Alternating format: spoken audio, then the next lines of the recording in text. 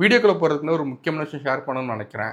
இப்போ நம்ம சேனலுக்குள்ள போய் பார்த்தீங்க அப்படின்னா, ஆல்மோஸ்ட் 90% ஆஃப் வீடியோ வந்து பிரைவேட் ஆயிருக்கும். இருக்காது. காரணம் என்ன அப்படின்னா, நான் தான் பிரைவேட் பண்ணி வச்சிருக்கேன்.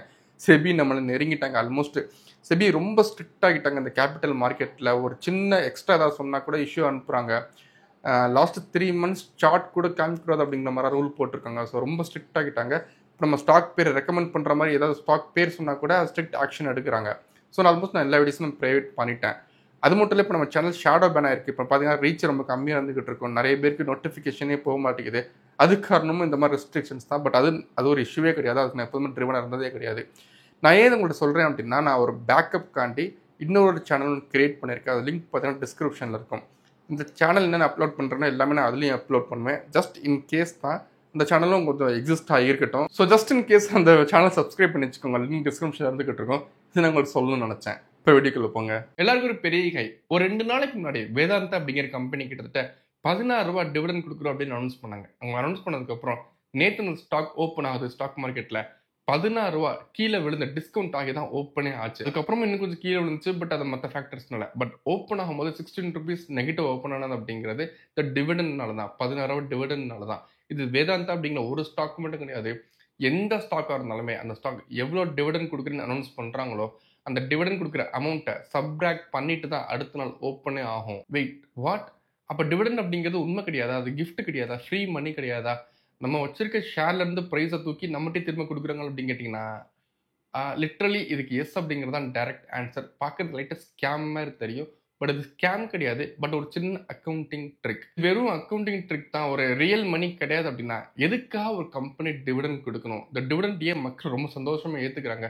ஏன் ப்ரொமோட்டர்ஸ் ரொம்ப ப்ரௌடாக அதை ஃபீல் பண்ணி அனௌன்ஸ் பண்ணுறாங்க? ஏன் பெரிய பெரிய எக்ஸ்பர்ட்ஸ் கூட டிவிடெண்ட் ஸ்டாக்ஸ் வாங்குங்க, டிவிடெண்ட்ஸ் ரொம்ப நல்லது அப்படிங்கிற மாதிரி சொல்கிறாங்க? இந்த டிவிடெண்ட் அப்படிங்கிறதுனால எந்த பயனும் இல்லை அப்படின்னா இந்த டிவிடெண்ட் அப்படிங்கிறது எதுக்காக எக்ஸிஸ்ட் இருந்துகிட்டு இருக்கு? டிவிடெண்டோட பிஹைண்ட் தி சீன்ஸ்லாம் என்ன அப்படிங்கிற எல்லாத்தையுமே இந்த வீடியோல நம்ம டீடைல்டா பார்க்க போறோம்.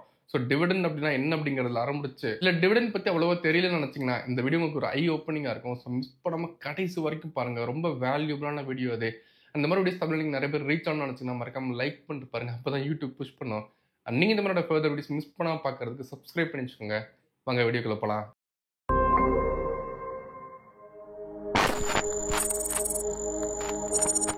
சரி, ஃபர்ஸ்ட் வாட் இஸ் டிவிடெண்ட்? ரொம்ப ட்ரெடிஷ்னலாக இப்போ எக்ஸ்பிளைன் பண்ணாமல் கலோக்கியலாகவே சொல்கிறேன். இப்போ ஒரு கம்பெனி ப்ராஃபிட் சம்பாதிக்கிறாங்க, பணம் சம்பாதிக்கிறாங்க. அது கட்ட வேண்டிய டேக்ஸ், இன்ட்ரெஸ்ட் எல்லாம் போக உங்களுக்கு ஆக்சுவல் ப்ராஃபிட் இருக்கும்ல, பேட் இருக்கும்ல, அதை வச்சு உங்களுக்கு என்ன பண்ணனே தெரியல அப்படின்னா, அதை வச்சு பெரிய ஃபியூச்சர் பிளான்ஸ் இல்லை, கேபெக்ஸ் இன்க்ரீஸ் பண்ணுற பிளான் இல்லை அப்படின்னா, இந்த பணத்தை சும்மா வச்சிருக்காம நம்ம கம்பெனியில் இன்வெஸ்ட் பண்ணியிருப்பாங்களா இன்வெஸ்டர்ஸ், அவங்களுக்கு கொஞ்சம் கிஃப்ட் மாதிரி கொடுப்பாங்க. ஆல்மோஸ்ட் அந்த கம்பெனியில் இருக்க எல்லா ஷேர் ஹோல்டர்ஸ்க்குமே ஒரு ஷேர் வச்சிருந்தா கூட அதுக்கேற்ற மாதிரி பணத்தை பிரித்து கொடுப்பாங்க ஷேரை. ஸோ அந்த பணத்தை கொடுக்கறதுக்கு பேர் தான் டிவிடெண்ட் அப்படின்னு சொல்லுவாங்க. இந்த டிவிடெண்ட்கான ஸ்கேல் என்ன அப்படின்னா டிவிடெண்ட் ஈல்ட் மூலம் நம்ம தெரிஞ்சுக்கலாம். ஃபார் எக்ஸாம்பிள் இப்போ ஐடிசி அப்படிங்கிற கம்பெனி 3.5% டிவிடெண்ட் ஈல்டு வச்சிருக்காங்க. இது என்ன சொல்ல வருது அப்படின்னா, ஐடிசியில் நீங்கள் ₹1,00,000 இன்வெஸ்ட் பண்ணியிருந்தீங்க அப்படின்னா ஒரு வருஷம் ஃபுல்லாக அவங்க எத்தனை தடவை டிவிடெண்ட் கொடுத்துருந்தாலுமே எண்ட் ஆஃப் த இயர் கிட்டத்தட்ட ₹3,500 டோட்டலாக நீங்கள் டிவிடெண்ட் கலெக்ட் பண்ணியிருப்பீங்க. நீங்கள் இன்வெஸ்ட் பண்ண ₹1,00,000 ₹3,500 3.5% ரிட்டர்ன்ஸ் டிவிடெண்ட் மூலமாகவே கிடச்சிருச்சு. ஷேர் ப்ரைஸ் பெருசாக மேலே போகலை அப்படின்னா கூட இதுதான் டிவிடெண்ட் ஈல்டுன்னு சொல்லுவாங்க. ஸோ சிம்பிள் ஃபார்முலா என்ன அப்படின்னா dividend per share divided by market price. சில கம்பெனி டிவிடெண்ட் ஈல்டுலாம் பார்த்தீங்கன்னா 0.5% 0.4% வந்துகிட்டு இருக்கும். அவங்களாம் ஜஸ்ட் பேருக்கு டிவிடெண்ட் கொடுப்பாங்க. ரொம்ப ரொம்ப கம்மியாக இருந்துகிட்டு இருக்கும். ஸோ டிவிடெண்ட் 2% அட்லீஸ்ட் மேலே இருந்துச்சு அப்படின்னா அது ஒரு ஹெல்த்தியான டிவிடெண்ட். சில கம்பெனிஸ் டிவிடெண்ட் ஈல்டு பார்த்தீங்கன்னா 8%, 12%. இப்போ இந்த வேதாந்தால பார்த்தீங்கன்னா 12% மேலே இருந்துகிட்டு இருக்கும். ஸோ இதெல்லாம் ஆக்சுவலாக நல்ல டிவிடெண்ட் ஈல்டு கிடையாது. அது ஏன் அப்படிங்கிறத நான் போக போக சொல்கிறேன். டிவிடெண்ட்லேயே பார்த்தீங்கன்னா 2 டைப்ஸ் இருக்குது. ஒன்று இன்டெரிம் டிவிடெண்ட், இன்னொன்று ஃபைனல் இல்லைனா ஆனுவல் டிவிடெண்ட். இன்டெரிம் டிவிடெண்ட் அப்படிங்கிறது மோஸ்ட்டாக அந்த குவார்டர் ரிசல்ட்ஸ் அனௌன்ஸ் பண்ணுவாங்க கம்பெனிஸ் அப்போ கொடுக்குறது. ஆனுவல் இல்லைனா ஃபைனல் டிவிடெண்ட் அப்படிங்கிறது ஒரு ஃபைனான்ஷியல் எண்ட் அப்போ எல்லா கம்பெனிஸ்க்குமே ஆனுவல் ஜென்ரல் மீட்டிங் அப்படிங்கிற ஒன்று நடக்கும். அந்த மீட்டிங்கில் அனௌன்ஸ் பண்ணுறது. லிட்டரலி பேர் மட்டும் தான் டிஃப்ரெண்ட், மற்றபடி எல்லாமே ஒன்று தான், ஒரே மாதிரி காசு தான் வரப்போகுது. ஸோ கம்பெனிஸ் பார்த்தீங்கன்னா ஒரு வருஷத்தில் 3லேருந்து ஒரு 5 தடவை வரைக்கும் டிவிடெண்ட் கொடுப்பாங்க. ஸோ மொத்தமாக நம்ம கலெக்ட் பண்ணி எவ்வளோ ரிட்டர்ன்ஸ் வருதோ அதான் டிவிடெண்ட் ஈல்டு உங்களுக்கு தெரிஞ்சிருக்கும். ஸோ இது வரைக்கும் பார்த்துருந்தீங்கன்னா உங்களுக்கு என்ன புரிஞ்சிருக்கும் அப்படின்னா, ஒரு கம்பெனி நல்ல பணம் சம்பாதிக்கிறாங்க, ப்ராஃபிட் மேக் பண்ணுறாங்க, என்ன பண்ணணும்னு தெரியாத அளவுக்கு ப்ராஃபிட் மேக் பண்ணுறாங்க அப்படின்னா அந்த மாதிரி கம்பெனிஸ் தான் டிவிடெண்ட் பே பண்ணுவாங்க அப்படிங்கிறது புரிஞ்சிருக்கும். ஸோ லிட்ரல் சென்ஸில் எந்தெந்த கம்பெனிலாம் ஃபண்டமெண்டல் ஸ்ட்ராங்காக இருக்கோ, இல்லை நல்ல ஆப்ரேஷன்ஸில் இருக்கோ, நல்ல கம்பெனியா இருக்கோ அவங்கள தான் மோஸ்ட் டிவிடெண்ட் பே பண்ணுவாங்க. ஸோ டிவிடெண்ட் பே பண்றாங்க அப்படின்னாலே மோஸ்ட் அவங்க நல்ல கம்பெனி தான் இருப்பாங்க 90% மேல. பட் இதுலயுமே ஒரு சில எக்ஸெப்ஷன்ஸ் இருந்துகிட்டு இருக்கு. 2013 அப்ப ஆல்மோஸ்ட் 40% டிவிடெண்ட் பேயிங் கம்பெனிஸ் ப்ராஃபிட்டே மேக் பண்ணல. கிட்டத்தட்ட கடன் வாங்கிட்டு வந்திருக்காங்க. ஸோ நீங்க கேட்கலாம், ப்ராஃபிட் மேக் பண்ணாதான் காசே இருக்கும் டிவிடெண்ட் பே பண்ணுவாங்க. அப்ப எப்படி கடன் வாங்கிட்டு இருக்க கம்பெனி டிவிடெண்ட் பே பண்ணாங்கன்னு கேட்டீங்கன்னா, கடன் வாங்கி தான் டிவிடெண்டே பே பண்ணியிருக்காங்க.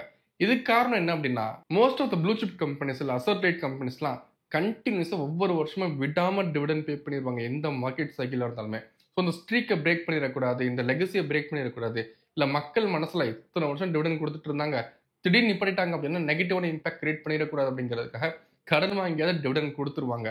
கடன் வாங்கி நம்ம மொய் வைப்போம்ல அந்த மாதிரி தான். ஸோ ஜஸ்ட் பிகாஸ் டிவிடெண்ட் பே பண்றாங்க அப்படிங்கிறதுக்காக மட்டும் நல்ல கம்பெனி எடுத்துக்க கூடாது. அதனால தான் 90% அப்படின்னு சொன்னேன். டிவிடெண்ட் அப்படிங்கிறது ஒரு சின்ன ஃபேக்டர் தான். அதுக்கு முன்னாடி எக்கச்சக்கமான விஷயம் நீங்க அனலைஸ் பண்ண வேண்டியது இருக்கும். ஸோ இந்த டிவிடெண்ட் கொடுக்கறதுக்கு ஒரு மெயின் ரீசன் மக்கள் மனசுல ஒரு நல்ல இம்பாக்ட் கொடுக்கணும் அப்படிங்கிறது உங்களுக்கு புரிஞ்சிருக்கும்.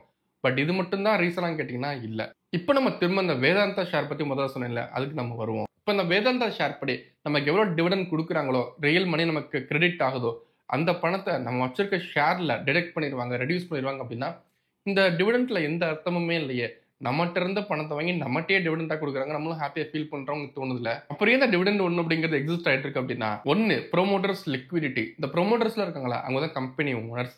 அவங்களுக்கு பாத்தீங்கன்னா தினம் சேலரில வாங்கிட்டு இருக்க மாட்டாங்க. லிஸ்டட் கம்பெனிஸ்க்கு ப்ரோமோட்டர் இருப்பாங்களா, ஓனர். இப்ப ரிலையன்ஸ் அம்பானி இருக்கார்ல, அவரு இந்த ரிலையன்ஸ் மூலமா எந்த ப்ராஃபிட்டும் எடுத்துக்க முடியாது. ஏன்னா அது ஒரு லிஸ்டட் கம்பெனி, அது ஒரு பப்ளிக் கம்பெனி. ஸோ அவர் எப்படி சம்பாரிச்சுக்க முடியும் அப்படின்னா இந்த டிவிடெண்ட் மூலமா தான். ப்ரோமோட்டர்ஸ் இந்த டிவிடெண்ட் மூலமா தான் உங்க பணத்தை லிக்விடேட் பண்ணி எடுத்துப்பாங்க. ஏன்னா அவங்க ஷேர்ஸை விற்கலாம் கூடாது. வித்தாங்க அப்படின்னா ப்ரோமோட்டர் ஸ்டேக் குறையும், மக்களுக்கு இந்த கம்பெனி மேல நம்பிக்கை குறையும். ஸோ ப்ரோமோட்டர் ஸ்டேக்ஸை மோஸ்ட்டாக விற்க மாட்டாங்க, ஏன்னா கம்பெனி அவங்களோட தான். ஸோ இன்ஸ்டன்ட் அவங்க பணத்தை கேஷ் ஃப்ளோ கொண்டு வரதுக்காக இந்த மாதிரி டிவிடெண்ட் கொடுத்துப்பாங்க. ஃபார் எக்ஸாம்பிள் டாடா சன்ஸ் பார்த்தீங்கன்னா ஒரு ஃபினான்ஷியல் இயர்ல வெறும் டிசிஎஸ் அப்படிங்கிற ஒரு கம்பெனி மூலமா மட்டும் 33,000 கோடி டிவிடெண்ட் மூலமா ஏர்ன் பண்ணிட்டு இருக்காங்க.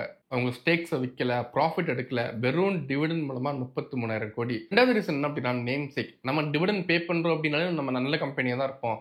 டிவிடெண்ட் பே பண்றாங்க அப்படின்னா அவங்க ஃபண்டமெண்டல் ஸ்ட்ராங்கா இருந்துகிட்டு இருக்காங்க அப்படிங்கிற ஒரு ஸ்டேட்மெண்ட்டை மக்கள்கிட்ட கொடுக்கணும் அப்படிங்கிறதுக்காக. இதனால தான் ஒரு சில ப்ளூ சிப் கம்பெனி கூட ஒரு ஃபினான்ஷியல் இயர்ல ஒரு குவார்டர்ல லாஸ் ஆயிடுச்சு அப்படின்னா கூட கடன் வாங்கியதை டிவிடெண்ட் பே பண்ணிடுவாங்க. மூணாவது கவர்மெண்ட் கம்பெனிஸ். எல்லா கவர்மெண்ட் கம்பெனிஸுமே நல்லா டிவிடெண்ட் பே பண்ணுவாங்க. இருக்கிறதுல அதிகமான டிவிடெண்ட் ஈல்டு பார்த்தீங்கன்னா கவர்மெண்ட் கம்பெனிஸ் தான் இருந்துகிட்டு இருக்கும். ஷேர் மேலே போகுதோ இல்லையோ டிவிடெண்ட் ஈல்டு நல்லா இருந்துகிட்டு இருக்கும்.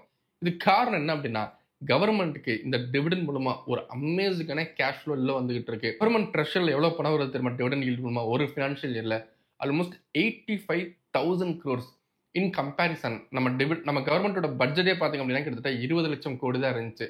ஸோ 20 லட்சம் கோடி தான் பட்ஜெட்டே. பட் அதில் கிட்டத்தட்ட 1 லட்சம் கோடி அவங்க டிவிடெண்ட் மூலம் மட்டும் ஏர்ன் பண்றாங்க அப்படின்னா எவ்வளோ கேஷ் ஃப்ளோ வந்துகிட்டு இருக்கு. ஸோ இதனால தான் கவர்மெண்ட் கம்பெனிஸ் டிவிடெண்ட் அதிகமாக பே பண்ணுவாங்க.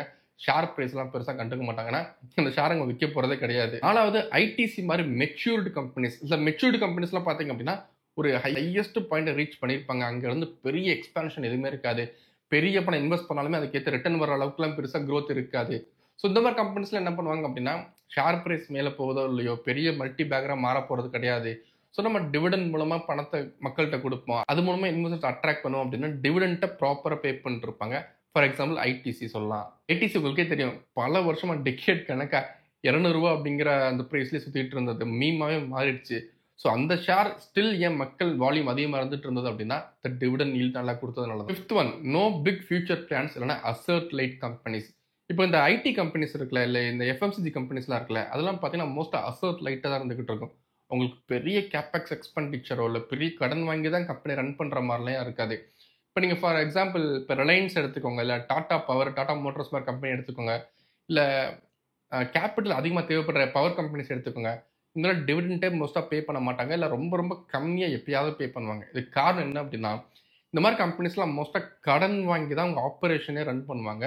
அவங்க செலவே அதிகமாக இருந்துகிட்டு இருக்கும். அவங்க ஆர்ஓசி ஆர்ஓஇ நீங்கள் பாருங்கள் ரொம்ப கம்மியாக இருந்துகிட்டு இருக்கும். ஸோ அப்படி இருக்கும்போது அந்த கம்பெனி டிவிடெண்ட் மூலமாலாம் பணத்தை கொடுத்து மக்கள் அட்ராக்ட் பண்ண விரும்ப மாட்டாங்க. ஆப்ரேஷன்ஸை ப்ராப்பராக பண்ணி ப்ராப்பர் க்ரோத் காமிக்கணும், நெட் ப்ராஃபிட்டை கன்சிஸ்டன்டாக இம்ப்ரூவ் பண்ணுறதுல தான் அவங்க கான்சன்ட்ரேட் பண்ணுவாங்களே தவிர டிவிடெண்ட் மூலமாக மக்கள் அட்ராக்ட் பண்ண நினைக்க மாட்டாங்க. பட் இன்ஸ்டன்ட் இப்போ ஐடி கம்பெனிஸ் இல்லை எஃப்எம்சிஜிலாம் பார்த்தீங்கன்னா பெரிய பணம் இன்வெஸ்ட் பண்ண தேவையில்லை. ஐடி கம்பெனி எடுத்துக்கோங்க, அவங்களுக்கு என்ன எக்ஸ்பெண்டிச்சர் இருக்க போகுது, மேக்ஸிமம் எக்ஸ்பெண்டிச்சர் யாருக்கு போகுது அப்படின்னா ஒர்க் பண்ணுற எம்ப்ளாயிஸ்க்கு தான். பில்டிங்கை ரெண்ட் எடுத்துப்பாங்க, அதில் கம்ப்யூட்டர்ஸ், அவ்வளோதான் அவங்க செலவே. ஸோ அங்கே டிவிடன் கண்டினியூஸாக ஒரு வருஷத்துல 4 தடவை விடாமல் கொடுத்துருவாங்க. எல்லாத்தையும் ஃபைனலில் ஒரு முக்கியமான ரீசன் என்ன அப்படின்னா, பெரிய பெரிய ஸ்டேக் ஹோல்டர்ஸ் இல்லை, எஃப்ஐடி, மியூச்சுவல் ஃபண்ட் கம்பெனிஸ் இவங்களாம் இருக்காங்களே, அவங்களாம் கம்பெனி ப்ரொமோட்டர்ஸ்ட இல்லை இந்த ஆனுவல் ஜெனரல் மீட்டிங்கில் இந்த போர்டு மெம்பர்ஸ்ட ப்ரெஷர் கொடுப்பாங்க. எங்களுக்கு கேஷ் ஃப்ளோ வரணும், கொஞ்சம் டிவிடன் அனௌன்ஸ் பண்ணுங்க அப்படிங்கிற மாதிரி. இந்த ப்ரெஷர்னாலே டிவிடன் பார்த்தீங்கன்னா ப்ரொமோட்டர்ஸ் அனௌன்ஸ் பண்ணுவாங்க ஏஜிஆர் மீட்டிங்கில். இதுக்கு நல்லா டேரக்ட் எக்ஸாம்பிள் கொடுக்க முடியாது, பட் இன்டெரக்டாக சொல்லணும் அப்படின்னா நம்ம இன்ஃபோசிஸ் இருக்குல்ல, அந்த இன்ஃபோசிஸோட நாராயணமூர்த்தி இருக்காருங்களே, அவங்களோட டாட்டர் பார்த்தீங்கன்னா ஆல்மோஸ்ட் 85 கோடி வெறும் டிவிடன் மட்டும் ஏர்ன் பண்ணிட்டு இருக்காங்க. அவங்க ஸ்டேக்ஸை விற்கல, பெரிய பிசினஸ் ஆப்ரேஷன் பண்ணல, பியூர் டிவிடெண்ட். ஸோ இதெல்லாம் தான் main reason for company announcing dividend. இதை நீங்கள் கவனிச்சிங்க அப்படின்னா எந்த பாயிண்ட்லையுமே பப்ளிக்கோட இன்ட்ரெஸ்டே இருக்காது. பப்ளிக் அப்படிங்கிற பேரே வந்திருக்காது. எல்லாமே ப்ரொமோட்டர் சென்ட்ரிக்கா இல்லை எஃப்ஐடி சென்ட்ரிக்கா தான் இருந்துகிட்டு இருக்கும். ஸோ இதனால தான் கார்பரேட்ஸ் மீடியா எல்லாருமே டிவிடெண்ட் அப்படிங்கிறது ஒரு பெரிய விஷயம் மாதிரி காமிச்சுப்பாங்க. ஏன்னா அது அவங்களுக்கு ரொம்ப நல்லதாக அவங்களுக்கு வேணும்.